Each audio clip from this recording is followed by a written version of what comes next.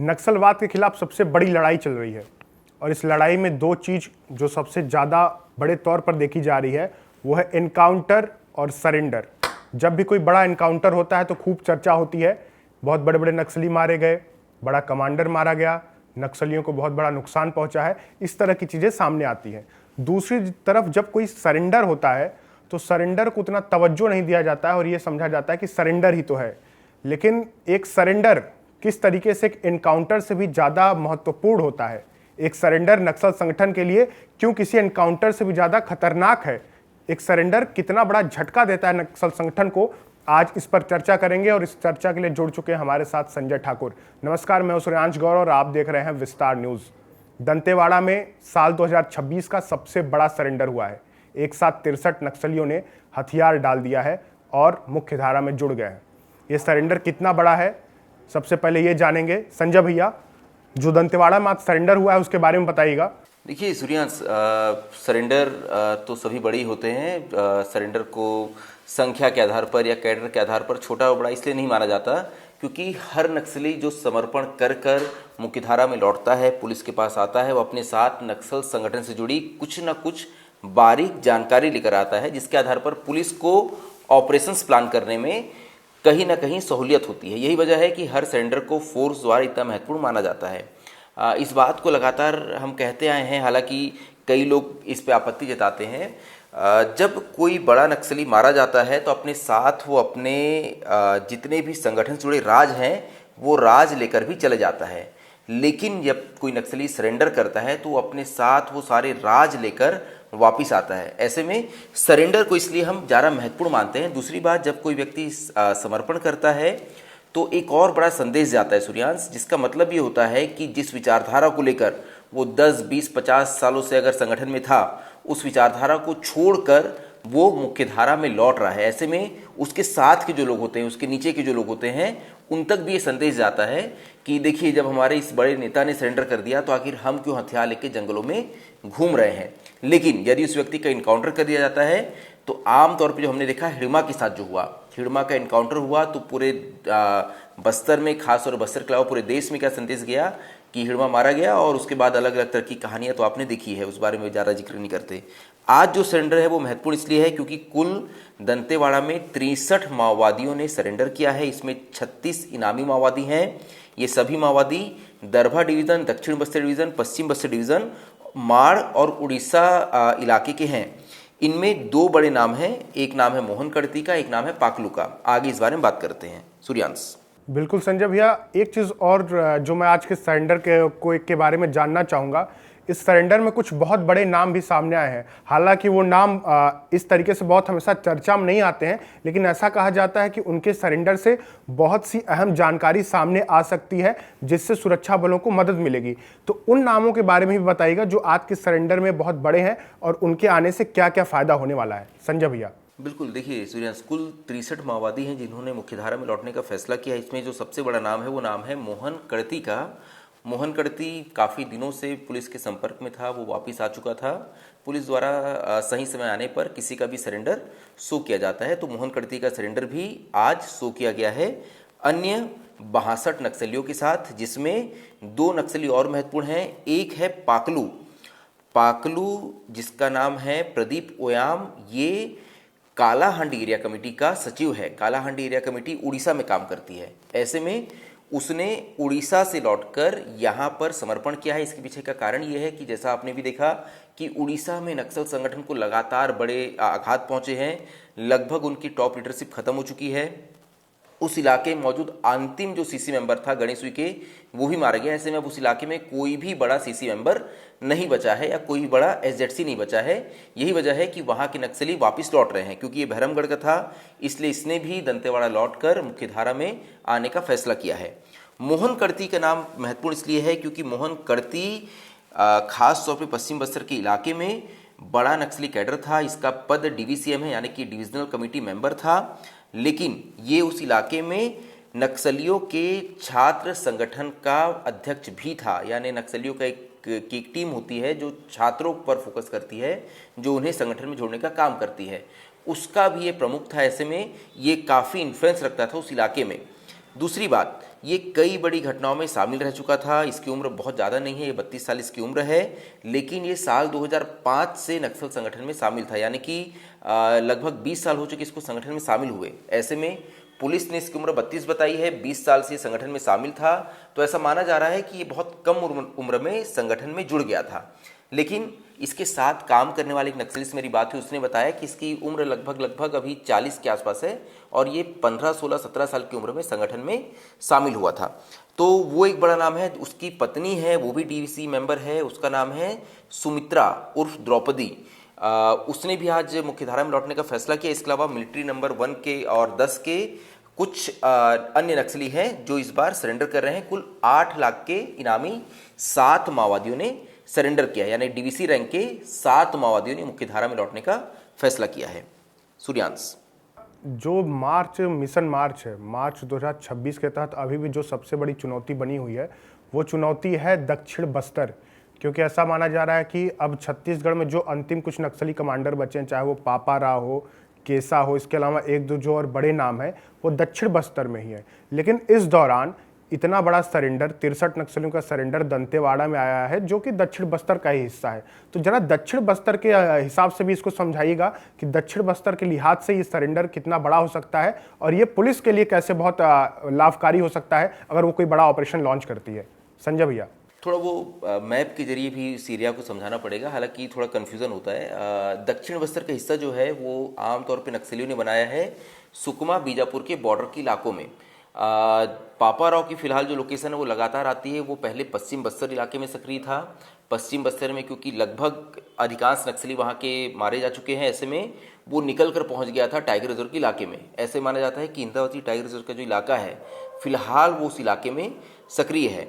दक्षिण बस्तर का सबसे बड़ा नाम हुआ करता था देवा। देवा ने क्योंकि तेलंगाना जाकर समर्पण किया, हालांकि देखिए अब बहुत विवाद है। जब मैं उससे मिलने गया, उसके साथ देवा के साथ मैं बातचीत कर रहा था, वो इस बात पे लगातार टिका हुआ है। हमारे बाइट में भी उसने यही बात कही हमसे बातचीत करते हुए कि उसने समर्पण नहीं किया है। पुलिस ने उसे करीमनगर के पास गिरफ्तार किया था और उसके बाद उसका समर्पण दिखा दिया। तो खैर, ये तेलंगाना पुलिस की पॉलिसी है, वहाँ की राज्य सरकार की पॉलिसी है। उस बारे में कभी और बहुत विस्तार से चर्चा करेंगे। लेकिन ये जो नक्सली हैं ये इसलिए महत्वपूर्ण हो जाते हैं, खासतौर पे मोहन कड़ती जैसे नक्सली, क्योंकि इसी के अंदर जिम्मेदारी थी नए कैडर्स को भर्ती करने की। ये छात्रों में से ऐसे लोग को चुनता था जो आमतौर पे थोड़े रेडिकल होते थे, जो नक्सल संगठन की तरफ जिनका झुकाव होता था, और उनको वो संगठन में भर्ती करवाता था। ये कई बड़े नक्सल घटनाओं में शामिल रह चुका है। बेचापाल नाला के पास एम्बुश लगा के 2005 में इसने 2 जवानों को शहीद किया था। इसके अलावा इसके बाद ये समय समय पर अलग अलग घटनाओं में शामिल रहा। 2025 में फरसेगढ़ के अंतर्गत जो नीलमाड़ू के जंगल में मुठभेड़ हुई थी उसमें भी ये शामिल था। इसकी पत्नी भी कई मुठभेड़ों में शामिल रह चुकी है। ऐसे में ये नक्सलियों के ऊपर कई हत्याओं के आरोप हैं। आपने जो बात कही थी कि दक्षिण बस्तर बहुत बड़ी चुनौती है, तो वाकई ये बहुत बड़ी चुनौती है, क्योंकि दक्षिण बस्तर में ही नक्सलियों ने अपने सबसे मजबूत बटालियन को बैठाया था, वहाँ उस इलाके में तैयार किया था। फिलहाल हिड़मा के मारे जाने के बाद, देवा के समर्पण के बाद, इर्रा के समर्पण के बाद तेलंगाना में श्याम दादा यानी चैतू के समर्पण उसने जगदलपुर में किया। ऐसे में एक बड़ा नाम वहाँ बसता है, वो बसता है केसा का। केसा भी डीवीसी मेंबर है और फिलहाल ऐसा माना जा रहा है कि बटालियन के लगभग 30 से 40 लड़ाके जो हैं वो इस वक्त केसा के साथ हैं। इसके अलावा उस इलाके में जो बटालियन के लड़ाके हैं वो छोटे छोटे हिस्सों में बढ़ गए हैं। उनके पास अच्छे हथियार हैं, बड़े हथियार लेके वो चलते हैं, लड़ने में माहिर हैं। ऐसे में पुलिस के लिए ये अभी भी बड़ी चुनौती है। लेकिन अगर सबसे बड़े नाम की बात की जाए कि अगर बस्तर में अब कोई नक्सली जो कैडर के आधार पर सबसे सीनियर हो, तो इकलौता नाम बचा है, वो बचा है पापा राव का। पापा राव नाम से भले ये तेलुगु लगता है, लेकिन ये बस्तर का ही रहने वाला है। किस्टाराम के आसपास किसी गांव का ये रहने वाला है और वो फिलहाल अंतिम DKSZC मेंबर है जो बस्तर में सक्रिय है। और फिलहाल ना तो अब तक वो पुलिस के हाथ आया है, ना अभी तक उसके समर्पण की किसी तरह की कोई खबर आई है। ऐसे में पापा राव के बारे में लगातार ये जानकारी आती है कि पापा राव इस वक्त टाइगर रिजर्व के इलाके में छुपा हुआ है और फोर्स उसे ढूंढने के लिए लगातार बड़े ऑपरेशन चला रही है। आज जो नक्सली निकल के आए हैं, क्योंकि वो नक्सली पश्चिम बस्तर डिवीज़न और मार डिवीज़न के हैं, साथ ही मोहन कड़ती जो है वो टाइगर रिजर्व इलाके में ही सक्रिय था। ऐसे में ऐसा माना जा रहा है कि पापा राव का बहुत करीबी ये नक्सली है और इस इलाके में मोहन कड़ती और उसके साथियों के वापस आने के बाद पापाराव के आधार क्षेत्र में और कमी आ जाएगी, क्योंकि मोहन कर्ती अपने साथ उस राज को लेकर आएगा कि पापाराव के मूवमेंट का तरीका क्या है, वो किस इलाके में मूवमेंट करता है। ऐसे में पापाराव के लिए भी समस्याएं जल्द ही बढ़ने वाली है। पिछले दिनों क्योंकि सूर्यांश तुमने जो शुरुआत में बात कही और जो आपने कहा कि किसी भी नक्सली का सरेंडर महत्वपूर्ण क्यों होता है, कारण ये है, आप समझिए, जब बसव राजू का एनकाउंटर हुआ, बसव राजू अभूजमाड़ के गुंडेकोट इलाके में जो सबसे सुरक्षित इलाका है वहाँ वो मौजूद था। उसके साथ 35-40 नक्सली हुआ करते थे कंपनी नंबर 7 के, और वो बहुत इस बात का ध्यान रखते थे कि फोर्स किसी भी तरह से बसव राजू तक ना पहुँच पाए, क्योंकि वो देश में सबसे बड़ा नक्सलियों का लीडर था। ऐसे में फोर्स जब उसके पास पहुंची तो इसके बाद नक्सलियों ने एक बात को लगातार कहा कि फोर्स इसलिए हमारे सबसे बड़े नेता तक पहुंच पाई क्योंकि उसी की सुरक्षा में तैनात कुछ नक्सलियों ने कुछ दिनों पहले समर्पण किया था, और समर्पण के बाद वो लोग फोर्स को ये जानकारी दे रहे थे कि आखिर बसव राजू की मूवमेंट क्या है, वो किस इलाके में जाता है, उसे किस इलाके में ढूंढा जाए तो हो सकता है फोर्स को कोई लीड मिल जाए। यही वजह है कि जब भी कोई नक्सली समर्पण करता है तो वो अपने साथ वो सारे राज लेके आता है, वो जिन राजों के जरिए फोर्स द्वारा बड़े ऑपरेशंस प्लान किए जाते हैं। साथ ही क्योंकि नक्सलियों ने इस इलाके में बड़ी संख्या में आईडीज ला कर रखी है, ऐसे में नक्सली जब वापस आते हैं तो ये बताते हैं कि हमने ज़मीन के नीचे कहाँ कहाँ बारूदी सुरंग बिछा कर रखी है। हम जो लगातार ये तस्वीरें देखते हैं कि फोर्स द्वारा हर दिन 2, 4, 10, 20 आईडीज डिफ्यूज़ की जाती है, उसके पीछे कारण ही ये है कि ये नक्सली जब लौट रहे हैं तो अपने साथ उन इलाकों के बारे में भी जानकारी दे रहे हैं कि यहाँ फला फला जगह पे हमने आईडीज लगाई थी। तो इसलिए समर्पण को काफ़ी महत्वपूर्ण माना जाता है, और यही वजह है कि फोर्स सरकार समर्पण पे इतना जोर दे रही है, साथ ही विश्वास पैदा करने की कोशिश भी कर रही है कि आप वापस आइए। संजय भैया, एक सवाल और था मेरा। जैसे जो कुछ नक्सली जब भी सरेंडर होता है तो हमें मिलते हैं कि वो 1 लाख के इनामी होते हैं, 50,000 के इनामी होते हैं, कुछ 25,000 के इनामी होते हैं, बहुत छोटे आंकड़े होते हैं, उनके पास कोई बहुत बड़ा पद नहीं होता है, वो गांव स्तर के छोटे छोटे नक्सली होते हैं। तो क्या इनका सरेंडर भी बहुत महत्वपूर्ण होता है और इनके सरेंडर से भी फायदा होता है संजय भैया? देखिए हर नक्सली जो नक्सल संगठन में शामिल हुआ था वहाँ पर ये प्रथा तो बहुत मजबूत है, वहाँ ये सिस्टम बहुत ज़्यादा मजबूत है कि आपको भर्ती तो होना पड़ेगा निचले कैडर पे ही। ऐसा नहीं कि आप भर्ती होते ही आप डीवीसी मेंबर बन जाए, यानी कि ऐसा नहीं कि मैं बहुत क्वालिफाइड हूँ, मेरे पास 2-2 पीजी की डिग्री है तो मैं वहाँ जाऊँगा और मेरे को सीनियर डीवीसी या एसजेडसी बना देंगे। मुझे शुरू तो निचले पायदान से ही करना होगा। आज देश में हम जितने ही बड़े नक्सलियों के नाम सुनते हैं वो सभी कभी न कभी मिलिशिया के तौर पर, कुछ तो बाल संगम के तौर पर, कुछ पार्टी मेंबर्स के तौर पे उन्होंने अपने करियर हालांकि देखिए, अब देखिए शब्दों में बड़ा दिक्कत जाता है यहाँ पर, करियर तो नहीं बोलेंगे, लेकिन हाँ नक्सल संगठन में उन्होंने अपनी शुरुआत की थी। हाँ, नक्सलियों का करियर कह सकते हैं। तो उस संगठन में उन्होंने अपनी शुरुआत की थी। यही वजह है कि फोर्स द्वारा उस अंतिम नक्सली को भी ढूंढकर कोशिश की जा रही है कि वो वापस मुख्यधारा में लौट आए। मैं एक उदाहरण बताता हूँ सूर्यांश। एमएमसी जोन में जब पहली बार अनंत ने मुझे कॉल किया, अनंत से हमारी बातचीत होती है, तो उस इलाके में अनंत सहित 3 एसजेडसी मेंबर थे और एक सीसी मेंबर था। अनंत, सुरेंद्र और रामधेर, ये 3 बड़े नक्सली थे जो उस इलाके में पूरे संगठन को संभाल रहे थे। इनके साथ कुल 45 माओवादी वहाँ मौजूद थे। अनंत अपने साथ 11 लोग को लेके आया।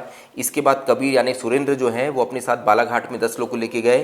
रामधेर अपने साथ आया 12 लोग को लेकर। इसके अलावा इस बीच छोटा दीपक 2 लोग के साथ सरेंडर करता है। इससे पहले 2 लोग और धनुष और रानी जो है सरेंडर करते हैं।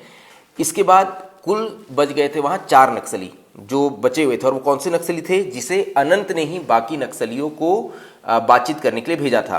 आपने वो वीडियो भी देखा होगा। मैंने उन नक्सलियों के लिए एक संदेश दिया कि उस इलाके में अगर आपका संपर्क नहीं हो पा रहा है तो आप वापस पुलिस संपर्क करिए और आपकी मुख्यधारा में वापसी हो सकती है। अनंत चाहते हैं इस बात को, तो अनंत के उस संदेश को हमने पहुंचाया और अगले ही दिन वो 3 नक्सली भी वापस आ गए। लेकिन एक नक्सली भी बच गया है, यानी सोचिए पूरा एमएमसी जोन खत्म हो गया, लेकिन अभी भी वहां एक नक्सली बचा है। उसका नाम है रंजीत, वो पार्टी मेंबर था। दरअसल अनंत ने 4 माओवादियों को सुरेंद्र और रामधेर की टीम से संपर्क करने भेजा था। इसमें से 3 वापस आ गए जी। तो ये जो है, तो रंजीत अभी भी बचा हुआ है। ऐसे में एमएमसी जोन को अब तक फोर्स ने पूरी तरह से नक्सल मुक्त घोषित नहीं किया है। यही वजह है कि एक नक्सली की कीमत है। वो नक्सली भली बहुत छोटे कैडर का है, लेकिन जब तक कि वो सरेंडर नहीं करेगा तब तक उस इलाके को नक्सल मुक्त घोषित नहीं कर सकते। यही वजह है कि फोर्स हर नक्सली को जो मुख्यधारा में लौटना चाहता है उसका स्वागत करती है और उसे मुख्यधारा में लेकर आती है। सूर्यांश। संजय भाई बिल्कुल सही, मतलब छोटा अगर एक भी नक्सली बच जाएगा तो जो नक्सलवाद का तबका है वो किसी राज्य पे रहेगा, जोन पे रहेगा और नक्सल मुक्त नहीं हो पाएगा। इस तमाम जानकारी के लिए संजय भी आपका बहुत बहुत धन्यवाद। नमस्कार।